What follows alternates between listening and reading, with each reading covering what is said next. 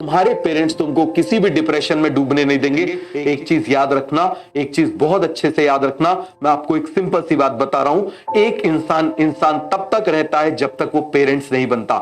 समझ में आ गया? उसके बाद जब वो पेरेंट्स बन जाता है तो वो केवल और केवल पेरेंट्स रह जाता है, बाकी कुछ नहीं रहता। समझ में आ गया? मैं आपको बिल्कुल सिंपल सी बात बता रहा हूं, इसके बाद वो कुछ भी नहीं रहता, केवल पेरेंट्स। दिन रात, आज तुम बोलते हो ना तुम्हारे पापा तुम्हारी बात नहीं समझते, तुम्हारी मम्मी तुम्हारी बात नहीं समझते, वो सब कुछ समझते हैं, हर एक बात को समझते हैं, लेकिन वो ये चाहते हैं कि उनकी लाइफ तो उनने जी ली, अब तुम अपनी लाइफ अच्छे से जियो। तो जो गलतियां उनने करी वो गलतियां तुम ना करो, जिससे तुम और बेटर लाइफ को जी सको, तुम्हारे आगे आने वाली जनरेशन और बेटर लाइफ को जी सके। बस ये बात होती है। और मैं आपको बता रहा हूं, जब तुम छोटे थे 3-4 साल, जब तुम बिस्तर खराब किया करते थे, वो बेचारे रात रात भर जागा करते थे। समझ में आ गया? ऑफिस सुबह जाना है, रात भर तुम रो रहे हो, तुमको लेके बरामदे में घूम रहे हैं। पूछ लेना अपनी दादी से, पूछ लेना अपनी बुआ से, पूछ लेना अपने चाचा से। समझ में आ गया? तुमको यही स्टोरी मिलेगी। तो याद रखना, ऑलवेज लव योर पेरेंट्स। अपने पेरेंट्स से कभी भी नफरत मत करना।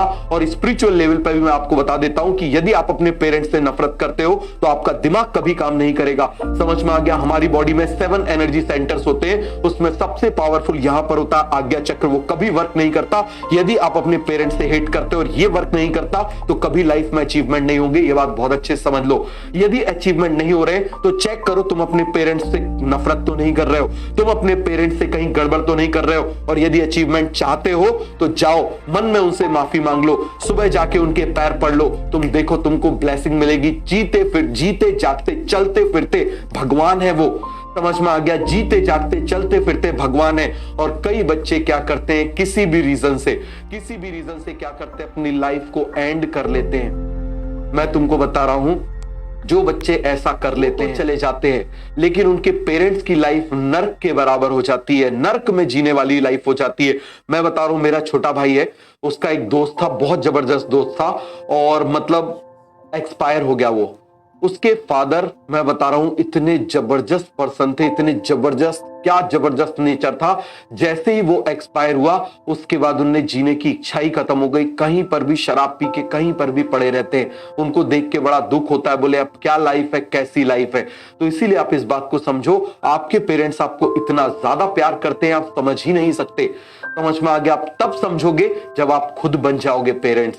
समझ में आ गया? तो इस बात को आप बहुत अच्छे से समझना।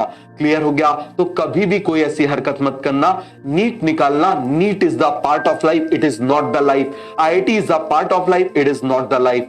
हमेशा कभी भी हिम्मत मत हारना। हो सकता है डॉक्टर नहीं बन पाए तो आईएएस आईपीएस बन जाओगे, और उन डॉक्टर्स को कंट्रोल करोगे। तब आईएएस आईपीएस नहीं बन पाए तो हो सकता है नेता बन जाओगे। समझ में आ गया? उन आईएएस आईपीएस को सबको कंट्रोल करोगे, वो भी नहीं बन पाए तो हो सकता है कुछ और बड़े बन जाओगे, मोह माया से भंग होके क्या बन जाओगे, साधु बन जाओगे, और इन सबको कंट्रोल करोगे। तो याद रखना इस बात को, कभी हिम्मत मत हारना, कभी हिम्मत मत हारना, नेवर गिव अप। क्लियर हो गया? अपनी फाइटिंग स्पिरिट को जिंदा रखो। समझ में आ गया? तो ये पूरा कॉन्सेप्ट क्लियर हो गया।